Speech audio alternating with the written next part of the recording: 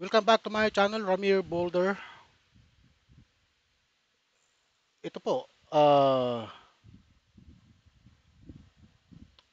si Pulong po ay nagsabi, Pulong Duterte hits Junvic Rimulya over sedition warning versus yung UPI rally speakers. Ang UPI rally speakers po ay yung retired general na si Romeo Pukis na naghikayat ng pag-aklas sa mga kasundaluhan at kapulisan, ha, na wag mag-withdraw ng support, ha, sa gobyerno ni PBBM. Ito pong UPI ay United People's Initiative. Nagbigay ng matinding reaksyon si Davao City 1st District Representative Paulo Pulong Duterte matapos i-anunsyo ni DILG Secretary John B. Crimolia na iimbestigahan ng department ang ilang pahayag sa United People's Initiative UPI rally sa Quezon City, mga pahayag na anyay close to inciting to sedition. Yan po.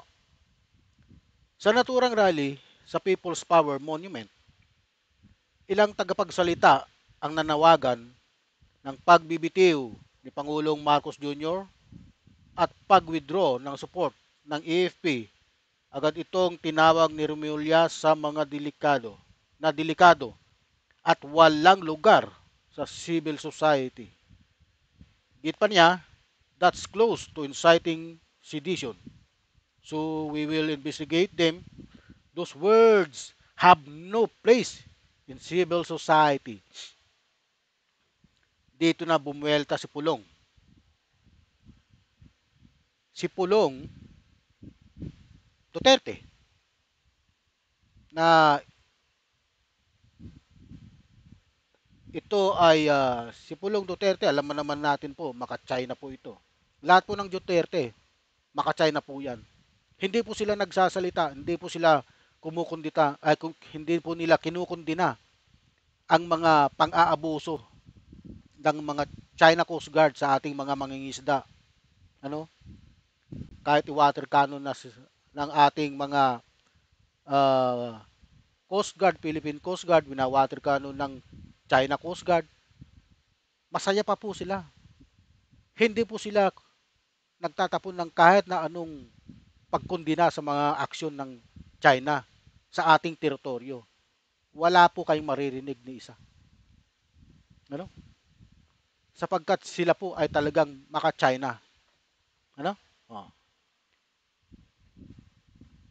Na dito bumelta si Pulong na nagpapaalala na malinaw ang Bill of Rights at hindi maaaring buweltahan dahil lamang sa kritisismo o protesta. Well, ang isang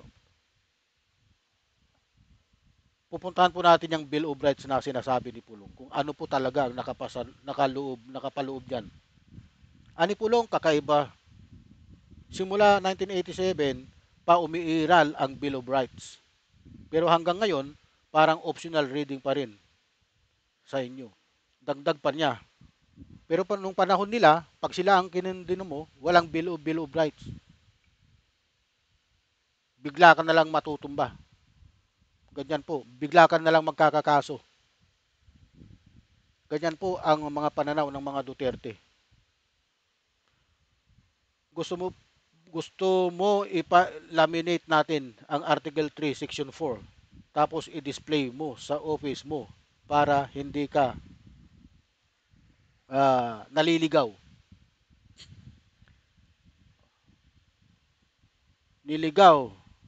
Nilinaw ng kongresista na hindi sedisyon ang pagtawag ng resign.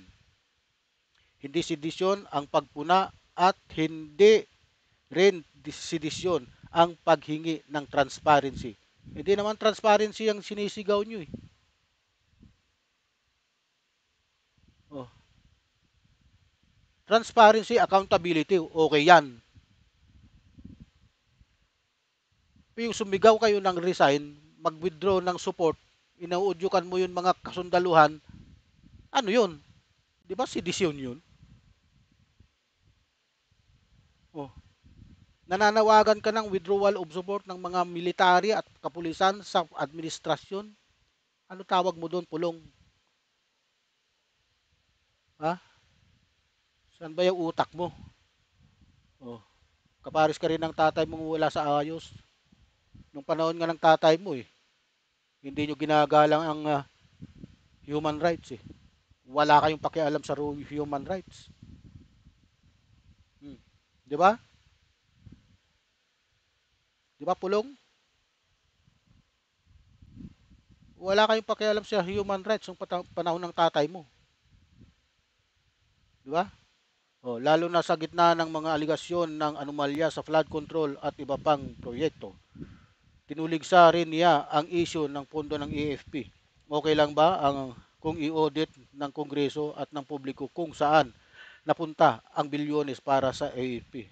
Sa huli, binanatan ni Pulong ang umano'y sobra-sobrang pag-level ng gobyerno sa mga tumitinding protesta. Relax, Mr. Remulla.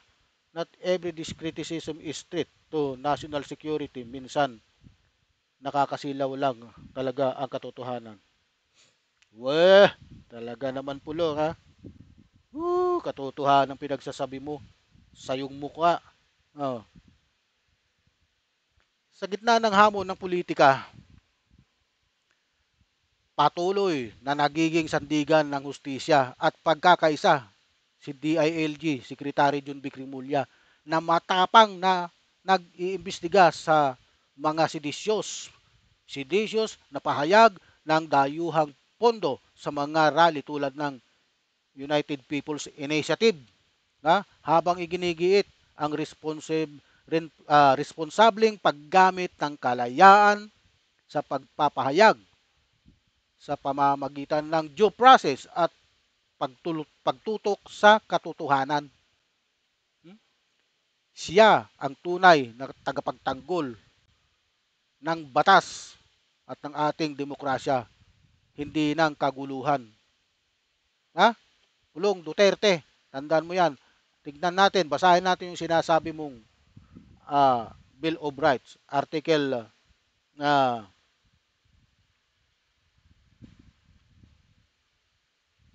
ayan. Hanapin ko ha. 1987 Constitution, Article 3, Section 4.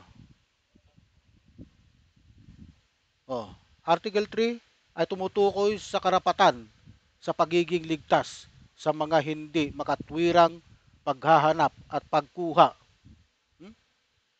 unreasonable searches and seizure. Narito ang teksto ng Article 3, Section 4 ng Saligang Batas ng Pilipinas.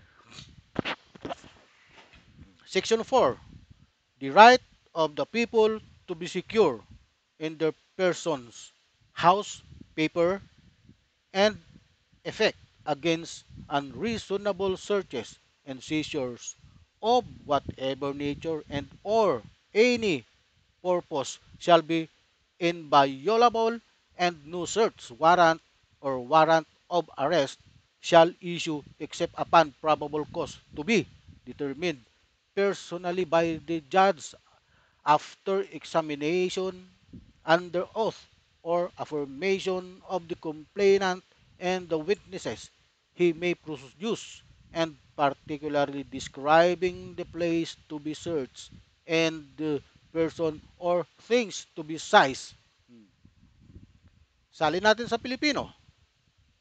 Section 4, ang karapatan ng mga mamamayan na magkaroon ng kapanatagan sa kanilang mga katawan, tahanan, mga papel at mga ari-arian laban sa mga hindi makatwirang paghahanap at pagkuha ng anumang uri at para sa anumang layunin ay hindi dapat labagin at walang warrant sa paghahanap o warrant ng pag-aresto na maglalabas maliban kung mayroong sapat na dahilan na personal na tinitiyakin ng hukom matapos ang pagsisiyasat sa ilalim ng panunumpa o pagpapatotoo ng nagrereklamo at ng mga saksi na maaaring iharap niya at tiyak na inilarawan ang lugar na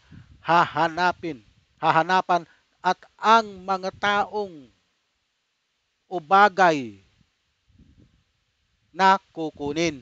Oh, ano ba ito?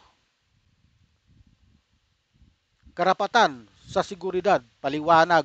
Ang seksyon na ito ay nagtataguyod ng karapatan ng mga individual na magkaroon ng kapanatagan at seguridad sa kanilang mga personal na ari-arian, tahanan at mga dokumento laban sa mga hindi makatwirang paghanap at pagkuha. Ano yung sinasabi mo dyan? Ah, ito. Partikular, lugar na hanapan. Oh, ah, ito yung kahalagahan. Pinoprotektahan ng seksyon na ito ang mga mamamayan laban sa pang-aabuso ng mga otoridad. Ha? Walang pang-aabuso ng otoridad diyan. Ha? Oh.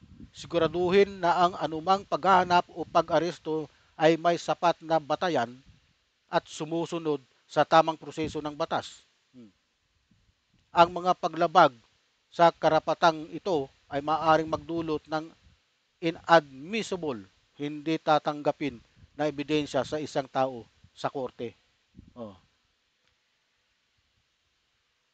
Itong paghihikayat na sinasabi mo, Pulong, ay may kaukulang kaso ito. Kasi ito na sinasabi mong uh, nananawagan sila ng pag-withdraw ng support. Itong si Pukis, nagsasalita dyan sa entablado. Nananawagan sa mga kasundaluhan at kapulisan na mag-withdraw na ng support kay PBBM. Oh, di ba sedisyon yan? Kaguluhan yan eh. Buti na lang ang mga kasundaluhan at kapulisan natin ay professional. Hindi sila nakikisali sa politika. Oh, di ba? Ikaw, Pulong Duterte. Oh. Ikaw ba ang nagmamay-ari ng coaching may katabi ang mga maleta? Tanong ko lang sa iyo kung ikaw. Kasi ang sabi ng mga nag-imbestiga, ng mga netizen na nag-iimbestiga doon sa mga ipinost ni Saldico na mga luggage na katabi ang kotse na may conduction sticker, i-verify sa LTO kung sino ang nagmamay-ari yun. Taga Davao raw. Isang congressman sa Davao. Ilan ba kayong congressman dyan sa Davao? Ikaw, anak mo. Sino pa ba yung isa? Si Ungab. Oh? Alangan naman kay Ungab yun. Alangan naman kay yun sa anak mo. O baka ikaw nagmamay-ari. Ang tanong, ikaw nga ba? Hindi ko alam. Hindi pa rin ako, binasi ko lang naman itong mga nalalaman ko sa mga vlog na nakikita ko. Ha? Kasi hindi ka makakatakas dyan eh. Ang dami-daming magagaling dito. Yung mga pixel, kailangan nilang patunayan yan kung ano yan, mga nakikita. Eh hindi nyo inayos yung mga ipapadala nyo kay Saldico. Ha? Pati yung mga luggage, mayroon pang tag price. Ha? Oh. Ano yun? Sale sa SM Davao? Ako, sinasabi ko sa inyo. Akala nyo kung magsalita kayo, napakalilinis yung tao. Ha? Ito ang isipin mo. Nung panahon ng tatay mo, ginalang nyo ba ang human rights? Ha? Di ba hindi? Oh. Hindi nyo ginalang ang human rights nung panahon ng tatay mo. Pagkus, binalanghiya nyo.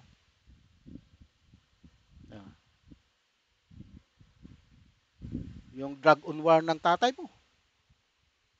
Ang dami-daming collateral damage na tinatawag. Ha? Paano? Baril dito, baril doon. Pati bata, tinatamaan. Pati walang kamuwang-muwang na bata nadadamay. Dahil lamang pinagbintangan yung tatay na may dalang anak, pinagbabaril na. Kawawa. Ang dami-daming nadamay sa extrajudicial killings ng tatay mo na kailangan niyang pagbayaran. Ano? Oh. Tapos kung makapagsalita ka, akala mo napakagaling mong lalaki. Diba? Kapulong, mag-isip-isip ka. Mag-isip-isip ka. Mag-isip-isip kayo ng kapatid mong si Sarah. Ano? Dapat magsisi na kayo sa mga kasalanan nyo. Magsisi kayo sa mga pinaggagawa nyo nung kayo pa nakapwesto dyan sa Malacanang. Yung tatay mo pang nakapwesto sa Malacanang. Ang dami-dami yun ng mga kasalanan sa taong bayan. Pero, ewan ko, dyan sa mga sa Davao. Marami rin kayong kasalanan dyan sa Davao. Pero, mas pinapaboran talaga kayo ng mas nakararami dyan sa Davao. Kasi gusto nila yun, ginagawa nyo. Ano? Gusto nila yung ginagawa nyo, kahit na mali, kahit wala na sa tama, kahit labagin ng batas, gusto pa rin nila. Bakit? Siguro, ang pinagagawa nyo dyan, namumudmud kayo ng pera. Kaya gustong gusto kayo ng mga taong nakapaligid sa inyo dyan sa Davao. Ha? Baka yan ang ginagawa ng tatay mo. Yung mga confidential fund niya, pinapamudmud niya sa tao. Gayon din ang ginagawa ni Sarah. Magugustuhan nga kayo ng mga tao nyo dyan sa Davao kung ganoon ang ginagawa nyo. Oh, di ba? Mahirap. Mahirap gumawa ng isang kasalanan bandang huli, uusigin ka ng taong bayan. Okay.